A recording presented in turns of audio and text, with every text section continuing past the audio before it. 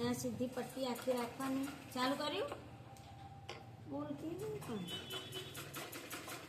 જો પછી એ ફૂગી બોય બનાવવા માટે પહેલાં આપણને એકદમ ઇઝી બતાવી દઉં. આમ ચપટીઓ બનાવી દેવાની પહેલાં.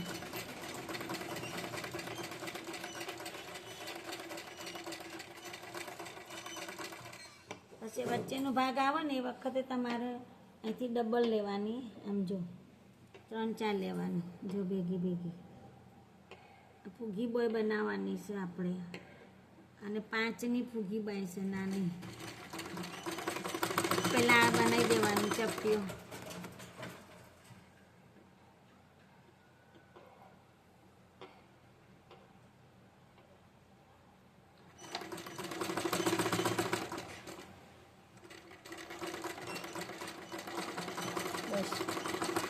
આપણે આ બનાવી દીધી હોય ને એ માપની આપણે મોરીની માપની પટ્ટી કાપવાની. અહીંયા આ પટ્ટી કાપી આ મોરી જે કરીને આપણે એટલી આપણે સિલાઈમાં આટલું રાખવાનું અંદર અને આટલી ફીટ રાખવાની. એટલી પટ્ટી આપણે કાપી અને ડાયરેક્ટ આપણે અહીંયા નીચેથી મોરીમાં લગાવી દેવાની. એટલે આ ફૂગી બાયનો તમારા 5ની જે બાય હોય અને અહીંયા પટ્ટીમાં આવતી હોય ને એટલી જ રાખવાની.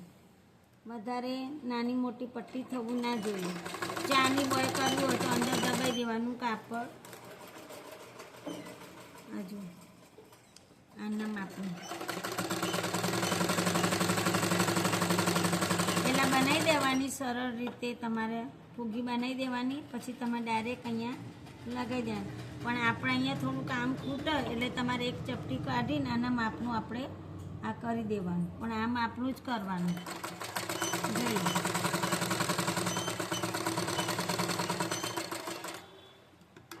આ તૈયાર થઈ જાય એના પછી ફરી આપણે નીચેથી ઉપર સિલાઈ બનાવવાની છે. જો આ જે પટ્ટી આપણે લગાવી ને એ ઉપર લાવી દેવાની. આમ ઉપર લાવ્યા પછી તમારે આ કાપડ આમ રાખવાનું અને અહીંયાથી આ પટ્ટી અંદર જવા દેવાની. આમ ડાયરેક્ટ જો અંદર સિલાઈમાં અંદર આ કાપડ અંદર જવું જોઈએ.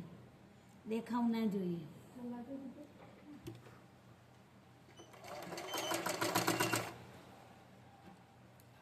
પાતળી પટ્ટી કરવી હોય આનાથી તો પણ થાય અને થોડી પટ્ટો જાડો રાખવો હોય તો પણ થાય. પણ આ તમારે સીધી પટ્ટીવાળી લાઈન આવશે.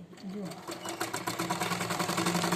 ફૂગી બાય તમને ગમી હોય તો સબસ્ક્રાઈબ કરજો, લાઈક કરજો. પ્રાર્થનાબેન સીવણ ક્લાસ.